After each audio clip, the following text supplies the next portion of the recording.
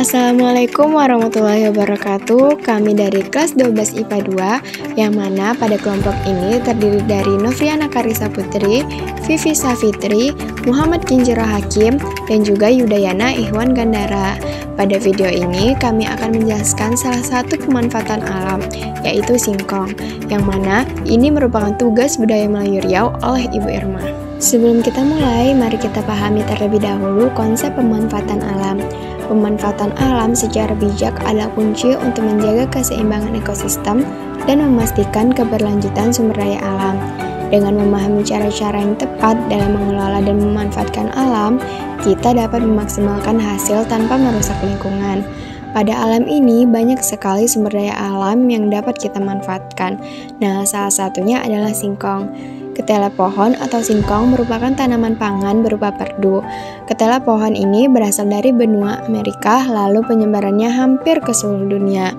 Ketela pohon berkembang di negara-negara yang terkenal dengan wilayah pertaniannya dan masuk ke Indonesia pada tahun 1850. Di Indonesia, ketela pohon menjadi bahan pangan pokok setelah beras dan jagung. Ketela pohon merupakan salah satu tanaman yang seluruhnya dimanfaatkan oleh orang-orang.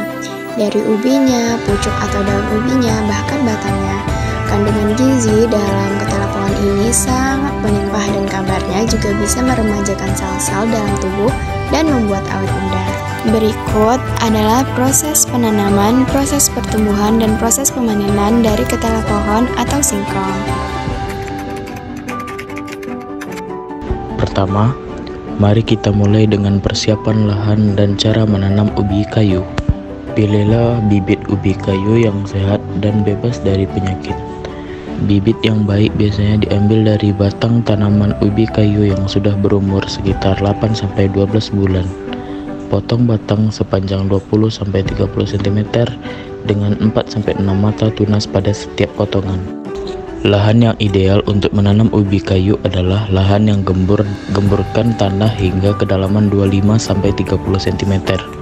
Buatlah lubang tanam dengan kedalaman sekitar 10-15 cm, tanam bibit dengan posisi miring atau tegak, lalu tutup lubang dengan tanah dan padatkan sedikit agar bibit tidak mudah tercabut. Setelah penanaman, kita akan memasuki fase pertumbuhan. Dalam beberapa minggu, tunas-tunas muda akan mulai muncul dari tanah. Pada tahap awal ini, pastikan tanaman mendapatkan air yang cukup dengan menyiram secara rutin, terutama pada musim kemarau. Selain itu, lakukan penyiangan untuk menghindari persaingan dengan gulma dan yang dapat mengganggu pertumbuhan ubi kayu. Setelah tanaman berusia sekitar 2-3 bulan, lakukan pemupukan dengan pupuk organik atau anorganik sesuai dosis yang diajarkan. Pemupukan ini penting untuk memastikan tanaman mendapatkan nutrisi yang cukup untuk pertumbuhan optimal.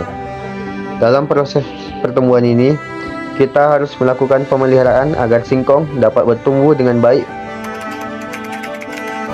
Setelah sekitar 8-12 bulan, umbi kayu sudah siap untuk dipanen.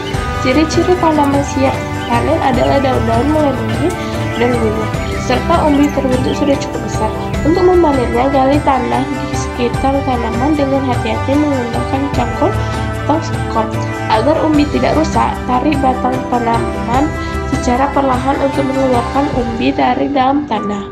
Lalu ambillah umbi di setiap ujung akarnya dengan cara mematahkannya menggunakan tangan. Selain umbi, pucuk ubi kayu juga dapat dipanen.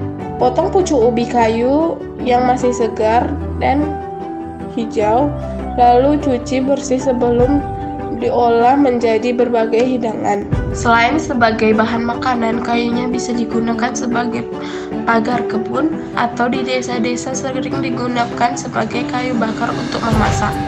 Dengan perkembangan teknologi, ketela pohon dijadikan bahan dasar pada industri makanan dan bahan baku industri pangan. Selain itu, singkong juga digunakan pada industri obat-obatan. Itulah video dari kelompok kami. Terima kasih telah menyaksikan. Wassalamualaikum warahmatullahi wabarakatuh.